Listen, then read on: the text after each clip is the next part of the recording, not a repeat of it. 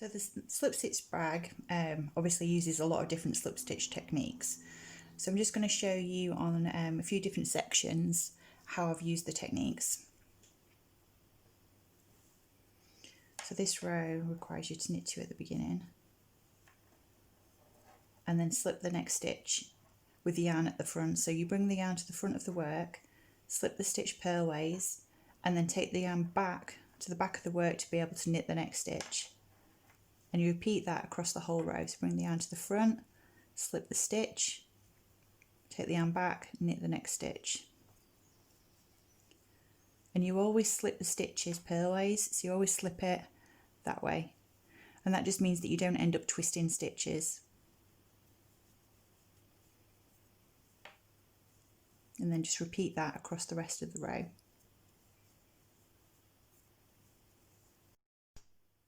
So this next section, you're going to be slipping stitches with the yarn at the back of the work.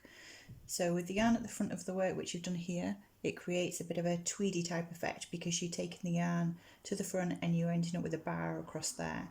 When you're slipping the stitch with the yarn at the back, when you're on the right side, you're keeping the slip stitch towards the front and the bar is going to be at the back so you won't see it.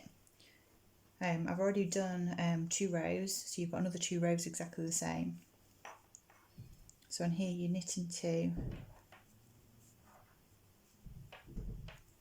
keeping the yarn at the back, which is where it already is, slip the next stitch and slip it purlways, and then knit 3. So this is quite a quick row because you're just knitting across and then slipping the stitch.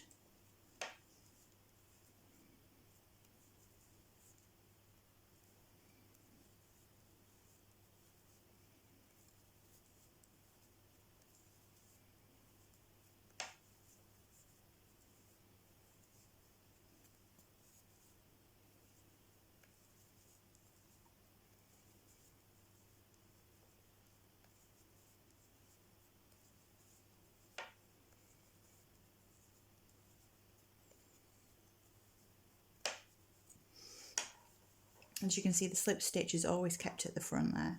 Then when you're working back, you're just going to purl the stitches, and it's telling you to slip the stitches with the yarn at the front of the work. So purl. So I'm going to join in another ball of yarn here. I've only got a small amount left. Whenever I join in a new yarn, you literally just take it and then start the next stitch. And then when you get to you've done a few rows, just sew in those ends or tie a little knot in there and then sew the ends in later. So you purl in 2, slip the stitch with the yarn at the front of the work, which this is the right side, and continue. So again, another quick row. You're not moving the yarn backwards and forwards, just slipping stitches and purling.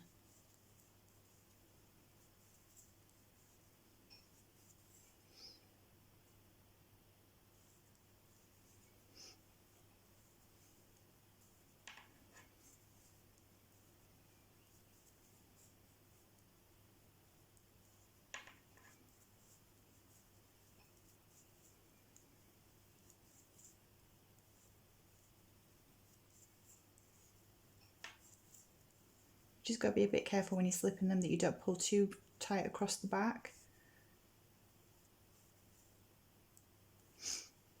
Okay. So when you turn that around, you see that the 4 rows you've done where you've been slipping that stitch, you've just taken that up the work, which is what these have done here to create these boxes. So now we're on to the next section, which is this bit here. So you're only using 2 colours for quite a while, so I'm taking off the shades that I'm not going to use. The rest of the time when I've been going up these blocks, I've been carrying the yarn up the side, but for here, because it's quite a duration, I'm going to take the other yarns off and join those in if I need them afterwards.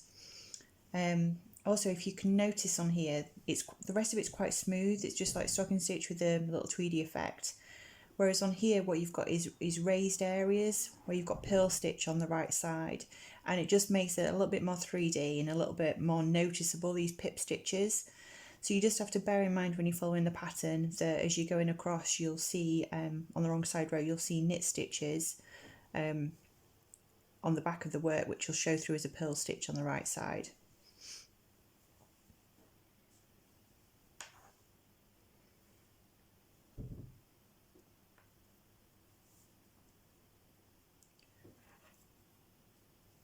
So for the first row, you're knitting 3,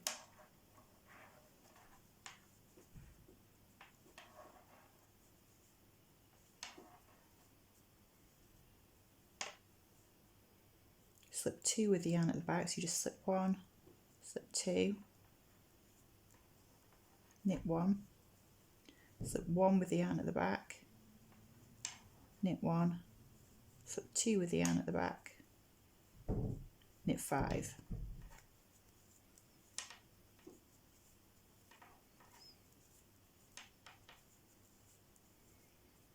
And then just repeat that to the last 10 stitches, and slip 2,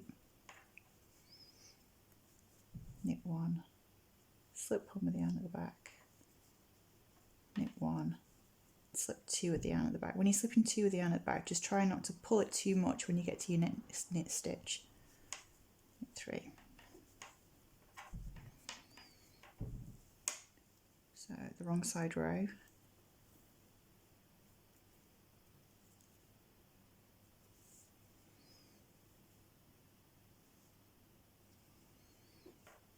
Purl 3,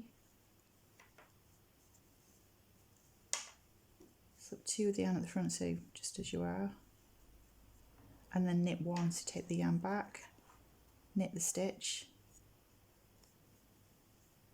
slip 1 with the yarn at the front to bring it back, slip it, knit 1, take it back, knit the stitch, bring it forward, slip 2, purl 5.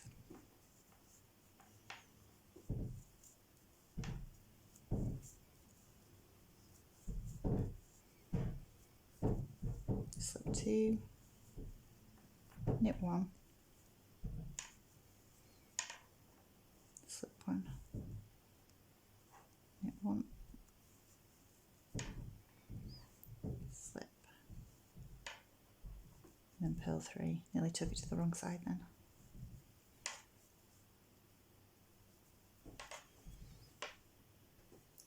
So this next row, you're going to knit 2,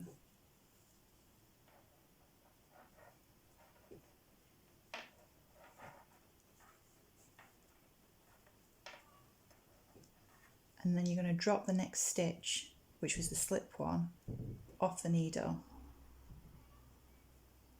Slip the next 2 with the yarn at the back, pick up the drop stitch,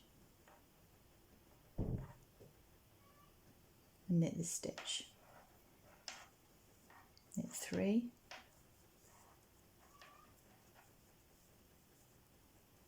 slip 2,